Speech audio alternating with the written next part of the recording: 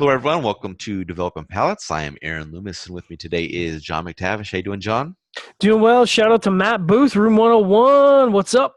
That's right. Today we are talking about the Room 101 FARCE Maduro Robusto. Cigar is actually a Robusto Extra, 5.5 by 50 ring gauge. Comes out of the Tabacalero William Ventura factory in the Dominican Republic. Wrapper is Mexican San Andres. Binder is Ecuadorian Sumatra, and the filler is from Nicaragua, Connecticut, and Pennsylvania broadleaf. Blended by Matt Booth. Price point is $10.90, and the cigar was released in June of 2019. So all that out of the way, John, what was your overall experience like with this cigar?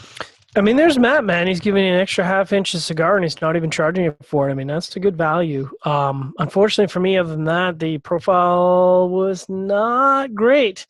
You say Pennsylvania broadleaf, and I'd be remiss to decide where I found that within the profile. It had some interesting flavor components. There was some baking spices, there was some cedar, there was some cocoa.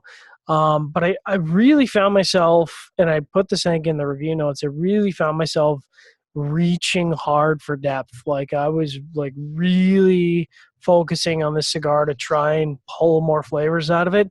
And I just couldn't find it. I mean, I wasn't disappointed in terms of like rating it subpar. It's just I expected this cigar to have a lot more going on in terms of complexity, and I just couldn't find it in any of the thirds. I did have some issues with the burn, unfortunately. I had to do a touch-up. I had to do a relight. So that certainly didn't help it in performance, I'm sure. But draw was good. So, Aaron, what was your overall experience like? Yeah, for me, the cigar started with dark wood, black peppers, and mustiness, and then later the dark wood became more identifiable as like a dark oak. At the halfway point, pepper left, some like a burning cardboard note kind of joined in. Final third saw some char join and then was replaced by a vegetal note. Construction was perfect. Strength built from kind of slightly above medium to medium full. I thought the first third of the cigar had a nice dark profile, had some pretty impressive depth to it, had some matching strength.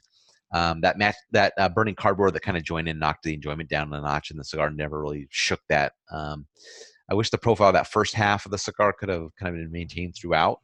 But I'd be up for trying this again to see if I could dodge that kind of cardboard note. But if you're a fan of a darker profile with kind of a strength to match, it's probably worth your try to give this cigar a try.